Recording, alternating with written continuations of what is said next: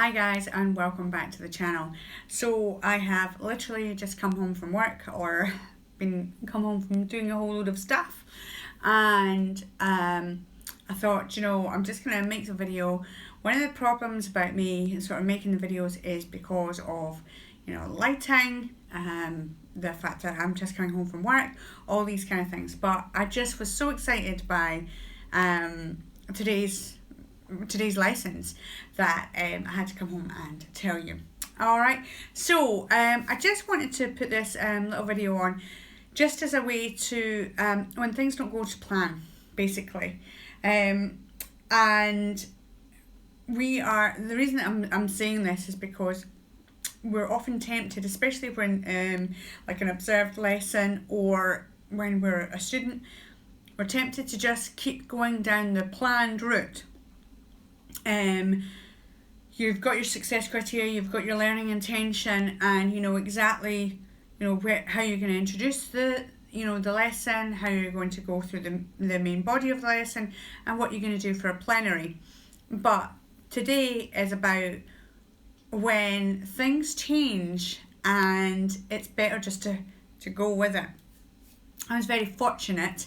I'm fortunate to be in this position, basically, because it really gave me just such a lovely lesson, loads of fun and insight.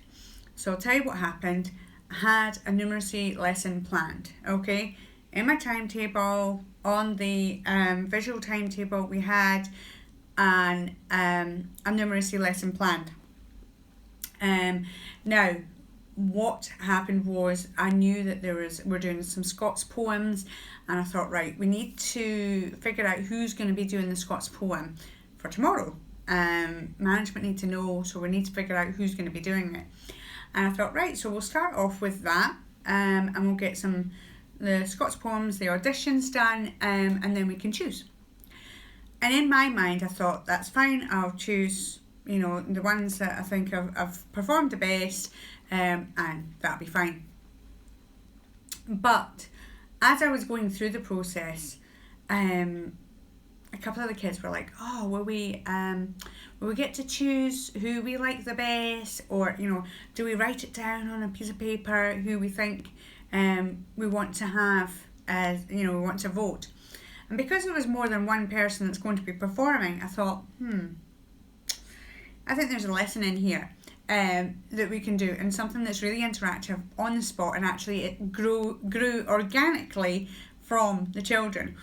So they were talking about voting, writing pieces on paper, and another person sort of mentioned, but I think this, maybe I think one person is really, really good, but I also like another person. What do I do in that situation? And we're all getting ourselves into a right pickle. So I decided, well, hold on a minute. What better way to sort of go through the voting process the fairest way, but also show them a bit about,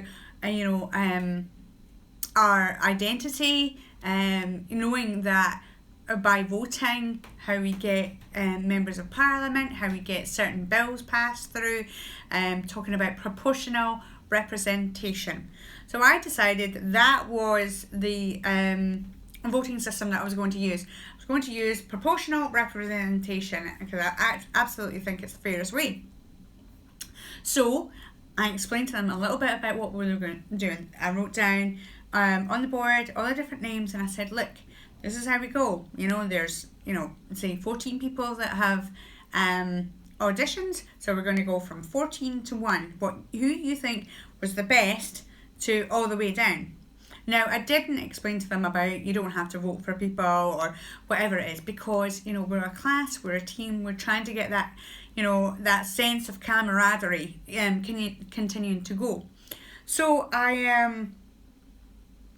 we wrote down I very quickly just typed up on an Excel document the names, and then the number of preferences, what I've said. So typed that out.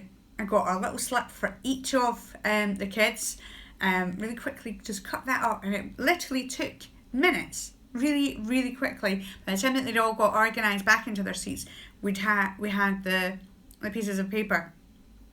So they all chose their piece of paper, and then they wrote down who they were going to pick.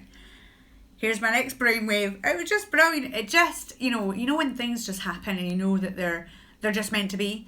So yesterday we went to a music festival. So we decided, I decided, we had a little box that was supposed to be a rabbit hutch, and basically it was just a black box with a fold up lid, and I thought, I'm going to use that as a ballot box.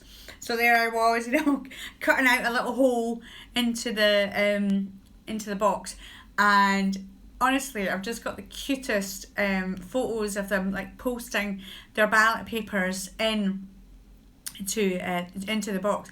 They loved it. It was like, talk about relating to real life issues. Woohoo! Tick that box. But it was brilliant because they were just, they were just loving it, totally in the moment, and going, oh, right, I wonder who it's going to be. So we all put them in the ballot box, and then we were like, right, okay, there's no way that I can count them all right now. We have to, times it by, 30, you times it by the amount of people that had auditioned. I was like, oh, I'm going to have to enlist some help here. So we closed the ballot box, and then we finished up the lesson, and basically just talking about proportional representation, and then first past the post system. And just because they were like, oh, when asking them, what have you learned from this? It's like, oh, I didn't know how the voting worked. I didn't know how Boris Johnson got elected. I'm like, well, that might have been a different system. So we did talk about first past the post, and they were just like, oh, I didn't know any of that. I didn't know what my mum and dad or granny and grandpa needed to do. And so it was completely engaging for them, and what they got from it was dead exciting. So then we went to the results, and it was fascinating because the kids were delighted, obviously, the people that got chosen, but it was also that sense of, actually, I got voted for on, based on everybody's thoughts, and this is where I came in it, and it meant that the kids felt that they'd really, they'd made a difference, and the other, the kids that had the audition were like, they were chuffed to bits because, it built up those relationships, those it's like, oh, a little boost in confidence.